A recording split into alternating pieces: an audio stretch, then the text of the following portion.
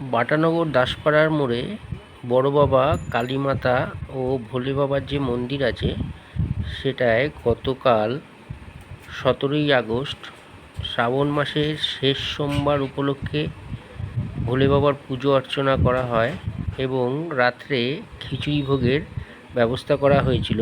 যেহেতু কালকে প্রচণ্ড বৃষ্টি হচ্ছিল আমাদের এখানে, সেই জন্য খিচুড়ি ভোগ স্থগিত রেখে 18ই আগস্ট মঙ্গলবার এই খিচুড়ি ভোগের ব্যবস্থা করা হয়েছে।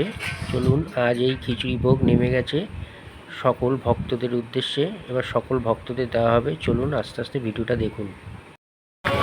এই সকলের সহযোগিতা নিয়ে এত বড় এই কর্মযজ্ঞটা হলো। সকল ভক্তদের সহযোগিতা ছিল বলে এত বড় কর্মকাণ্ডটা করতে পেরেছে। দেখুন, এখনো ভোগ নেওয়া হচ্ছে।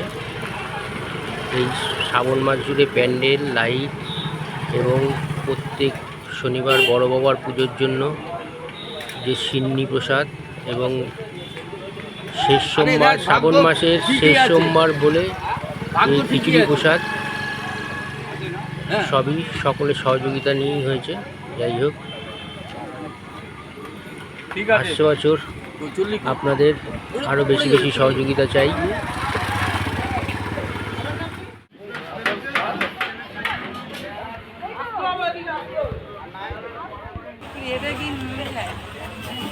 সকল ভক্তদের এখন খিচুড়ি প্রসাদ দেওয়া হচ্ছে পাতায় করে।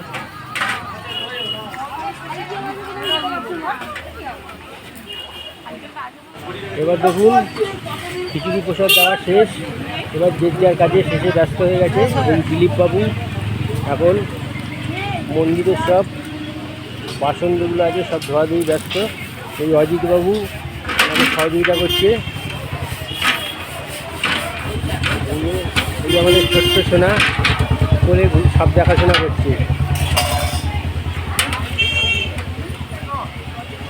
এই দিলীপবাবু এখন ধোয়াধুয়ির কাজে ব্যস্ত। এই মন্দিরের যেটা আমার খুব ভালো লেগেছে ভিডিও করতে গিয়ে, যে সকল ভক্তরা এখানে ডোনেট করে তাদের সকলের বাড়িতে বাড়িতে গিয়ে খিচুড়ি ভোগ দিয়ে আসার ব্যবস্থা এই মন্দির কমিটির তরফ থেকে করা হয়। যেমন এই এক ভক্ত ডোনেট করেছিল, তাকে এই খিচুড়ি ভোগ এখন তার বাড়িতে দিয়ে আসা হবে। নিজেরাই নিজেদের উদ্যোগে এই ব্যবস্থা করে থাকে। দেখুন, এই সব ক্লাব সদস্যরা রয়েছে, সঙ্গে ঠাকুরমশাইও আছেন। আমি তাদের একটু ভিডিও করে নিলাম।